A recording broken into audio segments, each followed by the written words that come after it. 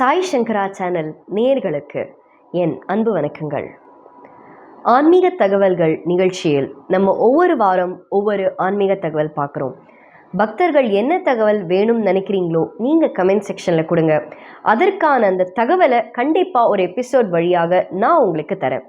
போன எபிசோடில் சஸ்திர பந்தம் அப்படின்றது ஒன்றை பற்றி நான் சொல்லியிருந்தேன். அதாவது பாம்பன் சுவாமிகள் அருளிய சஸ்திரபந்தம் பற்றி நம்ம சொல்லியிருந்தோம். இந்த சஸ்திரபந்தம் எபிசோடோட கமெண்ட்ஸில் ஒரு பக்தை கேட்டிருந்தாங்க, இந்த நாகதோஷம்கான ஒரு பந்தம் இருக்கே, அதாவது துவித்த நாகபந்தம் அப்படின்னு சொல்லுவாங்க. இந்த துவித்த நாகபந்தமான எபிசோட் போடுங்கம்மா அப்படின்னு கொடுத்ததுனால இது எப்படி சொல்லணும் அப்படின்ற ஒரு பாராயண முறையே இருக்கு. அந்த முறை என்ன, அந்த ஸ்லோகம் என்ன அப்படிங்கிறதெல்லாம் நம்ம இந்த எபிசோட்ல பார்க்கலாம்.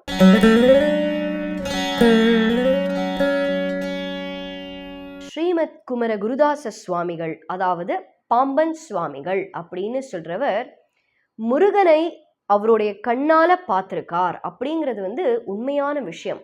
அற்புதமான பந்தங்களை கொடுத்திருக்கார். ஒவ்வொரு பந்தத்துக்கும் ஒவ்வொரு பலன் இருக்கு. அதை பக்தர்கள் என்னைக்கு கேட்கணும் அப்படின்றது நம்மளுடைய விதியில இருக்கோ அன்னிலிருந்து தான் நம்ம இதை பாராயணம் பண்ண ஆரம்பிப்போம். பாம்பன் சுவாமிகளோட அந்த ஜீவ சமாதிக்கு எத்தனை பேர் போயிருக்கீங்க அப்படின்னு எனக்கு தெரியல. கண்டிப்பாக அவரோட ஜீவ சமாதிக்கு நிச்சயமாக போகணும். அந்த ஜீவ சமாதிக்கு போய் பல பக்தர்கள் பல லீலைகளை உணர்ந்திருக்காங்க. இது உண்மையான விஷயம். இந்த பாம்பன் சுவாமிகள் அப்படின்னு சொல்லக்கூடியவர் பல பல பந்தங்கள் எழுதியிருக்கார் அப்படின்னு சொன்னோம் இல்லையா? அதுல நம்ம இந்த எபிசோட்ல பார்க்க போற முக்கியமான ஒரு விஷயம், எதற்காக நான் சொன்ன மாதிரி இந்த பந்தத்துக்கு பேரு துவித்த நாகபந்தம் அப்படின்னு சொல்றாங்க.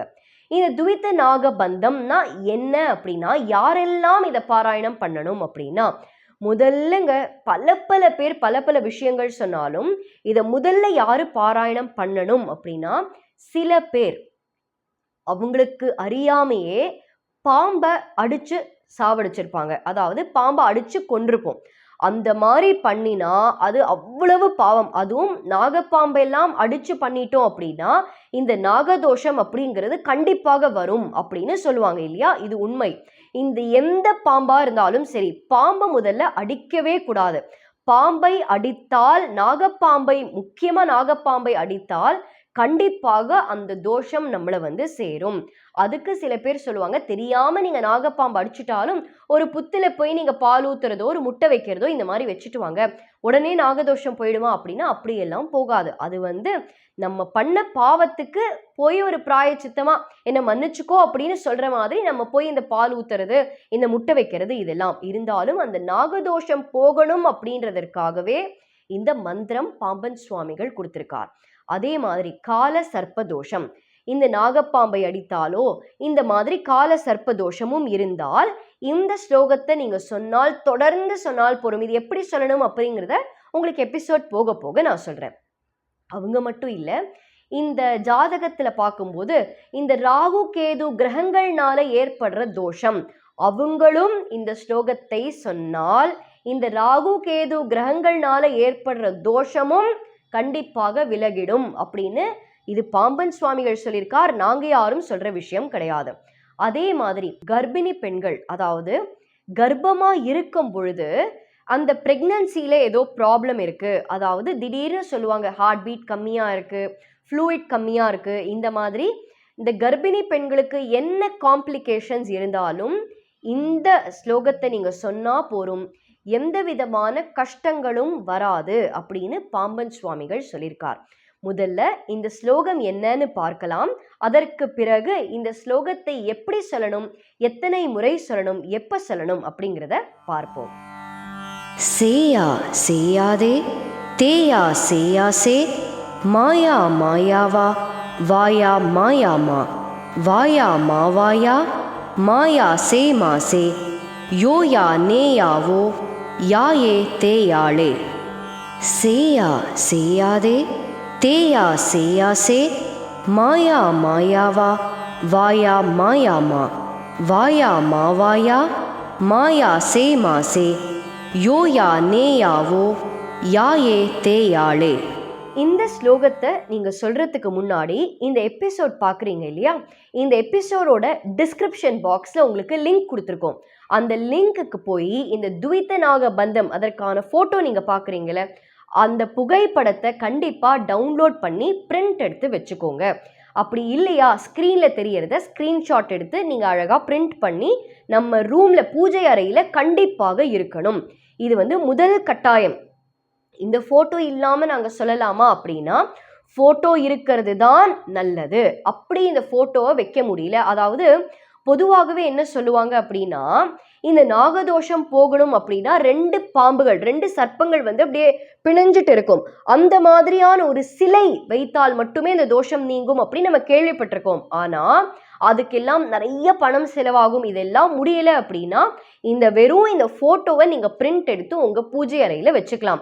அது நீங்க ஃப்ரேம் பண்ணி வச்சுக்கலாம், இல்ல ஒட்டி வச்சுக்கலாம், இந்த மாதிரி உங்களுடைய சௌரியம். இல்லம்மா, எங்க பூஜை அறையில இதெல்லாம் வைக்க விட மாட்டாங்க, நாங்க என்ன பண்றது அப்படின்னு கேட்டா அதற்கும் ஒரு வழி இருக்கு. உங்க வீட்டுல முருகனுடைய ஒரு போட்டோவோ ஒரு சிலையோ இருந்தால் கூட போதும். இல்லைங்க, முருகன் போட்டோவும் இல்லை, அந்த மாதிரி முருகன் இல்லாம ஒரு வீடே இருக்காது, இருந்தாலும் அப்படியும் இல்லை அப்படின்னா ஒரு வேல். அந்த வேல் அப்படிங்கிறது ரொம்ப பெரிய வேலாலாம் வீட்டில் வைக்கவே கூடாது. சின்ன வேலா நீங்க வச்சுட்டு இந்த ஸ்லோகத்தை நீங்க சொல்லலாம். இப்போ நான் சொன்ன இந்த ஸ்லோகம் தான் இந்த துவைத்த நாக பந்தத்துக்கான ஒரு ஸ்லோகம். இந்த ஸ்லோகம் சொல்லும் பொழுது நீங்க இந்த படம் இருக்கு இல்லையா, இந்த 2 பாம்புகள் பிணைஞ்சிருக்கிற இந்த படம், இல்லை இந்த முருகனுடைய வேல், எதுவாக இருந்தாலும் கிழக்கு திசை நோக்கி வச்சுக்கோங்க. இந்த ஸ்லோகம் சொல்றதுக்கு முன்னாடி தினம் தினம் தினம் இந்த ஸ்லோகத்தை நீங்க சொல்லணும்.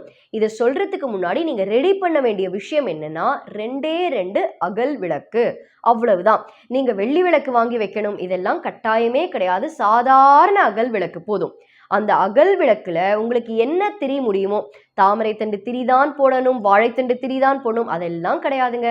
சாதாரண திரி போட்டு நீங்க எண்ணெயோ நெய்யோ உங்களுடைய சௌரியத்துக்கு ஏத்த மாதிரி அந்த விளக்கை எப்படி ஏற்றி வைக்கணும் அப்படின்னா, மேற்கு திசை நோக்கி அந்த தீபங்கள் எரிய வேண்டும். அப்போ முருகப்பெருமானுடைய படமோ இல்ல வேலோ இல்ல நீங்க இந்த பந்தத்தோடைய அந்த படமோ எதுவாக இருந்தாலும் கிழக்கு திசை நோக்கி, தீபங்கள் மேற்கு திசை நோக்கி இருக்கணும்.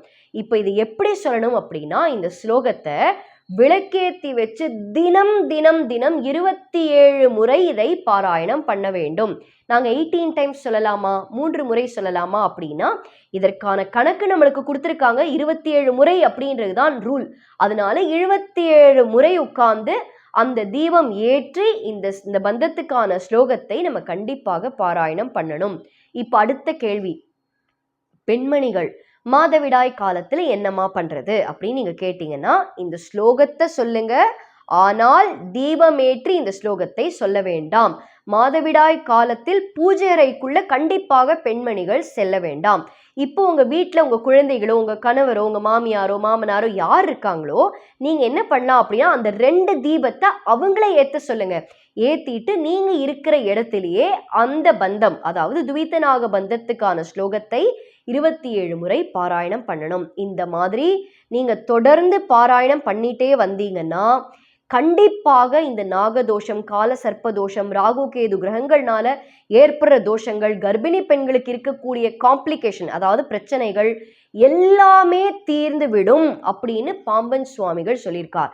அதனால ஏன்னா தோஷம், இந்த சர்ப்ப தோஷம் அதெல்லாம் வந்தது அப்படின்னா சாதாரணமா போயிடவே போயிடாது. நம்மளுடைய வாழ்க்கையில ஆட்டி படைக்கக்கூடிய ஒரு தோஷம் இந்த நாகதோஷம், கால சர்ப்ப தோஷம் எல்லாம். இதற்கெல்லாம் ஒரு பெரிய பொக்கிஷமா பாம்பன் சுவாமிகள் அற்புதமான ஒரு ஸ்லோகத்தை கொடுத்திருக்கார் அப்படின்னா பக்தர்கள் கண்டிப்பாக அதை பயன்படுத்த வேண்டும். இந்த முருகனுடைய படத்திற்கோ வேலுக்கோ இல்லை இந்த போட்டோக்கோ சாதாரண ஒரு பூவை வச்சு நீங்க வழிபட்டால் போதும். நைவேத்தியம் வைக்கணுமா அப்படின்னா நிவேதனம் எல்லாம் நான் உங்ககிட்ட விட்டுடுறேன். ஒரு பால் சக்கரை போட்டு வச்சா கூட போரும், அவ்வளவுதான். எந்த கடவுளும் பிரம்மாண்டமான ஏகப்பட்ட நிவேதனம் வைக்கணும் அப்படின்னு எந்த கடவுளும் கேட்கல. அதனால் இந்த ஸ்லோகத்தை நீங்க காலையில சொல்லணுமா சாயங்காலம் சொல்லணுமா அப்படின்னா, பொதுவாக எந்த ஒரு ஸ்லோகமாக இருந்தாலும் பிரம்மமுகூர்த்த நேரத்தில் சொல்றது ரொம்ப நல்லது. முடியல அப்படின்னா காலையில நீங்க பல் தேய்ச்சி குளிச்சுட்டு பூஜை அறையில விளக்கேற்றும் பொழுது இந்த 2 தீபங்கள் ஏற்றி இந்த ஸ்லோகத்தை சொன்னால் ரொம்ப நல்லது. இது எப்பமா ஆரம்பிக்கலாம் அப்படின்னு அடுத்தது உங்களுக்கு ஒரு கேள்வி வரும். செவ்வாய்க்கிழமை எந்த செவ்வாய்க்கிழமையானாலும் நீங்க ஆரம்பிக்கலாம். அப்படி இல்லை அப்படின்னா நீங்க பொதுவாக இது என்ன சொல்றாங்க அப்படின்னா மிருகசிரீஷ நட்சத்திரம் அப்படி இல்லைன்னா மக நட்சத்திரம், இந்த 2 நட்சத்திரம் வரக்கூடிய நாட்கள்ல இது ஆரம்பிச்சா ரொம்ப ரொம்ப விசேஷம் அப்படின்னு சொல்றாங்க. அதனால இந்த 2 நாட்களையும் நீங்க எடுத்துக்கலாம். அப்படி இல்லை அப்படின்னா கிருத்திகை அதையும் நீங்க எடுத்துக்கலாம். இந்த மாதிரி சஷ்டி திதி அதையும் நீங்க எடுத்துக்கலாம். இதுல எந்த நாட்கள்ல வேணாலும் ஆரம்பிக்கலாம். நீங்க திருவாதிரை நட்சத்திரம் வர வரைக்கும் நாங்க வெயிட் பண்ணுமா அப்படின்னா அதெல்லாம் தேவையில்லை. ஒரு செவ்வாய்க்கிழமை மனசார முருகனை நினைத்து இந்த ஸ்லோகத்தை நீங்க பாராயணம் பண்ண ஆரம்பிக்கலாம். இதுல உங்களுக்கு ஏதாவது சந்தேகங்கள் இருந்தா நீங்க கமெண்ட் செக்ஷன்ல போஸ்ட் பண்ணலாம். இதற்கான பதிலை நான் கமெண்ட் செக்ஷன்ல கண்டிப்பாக தரேன். இதே மாதிரி மற்றொரு அற்புதமான ஆன்மீக தகவலோடு அடுத்த எபிசோடில் நான் உங்களை சந்திக்கிறேன். நன்றி, வணக்கம்.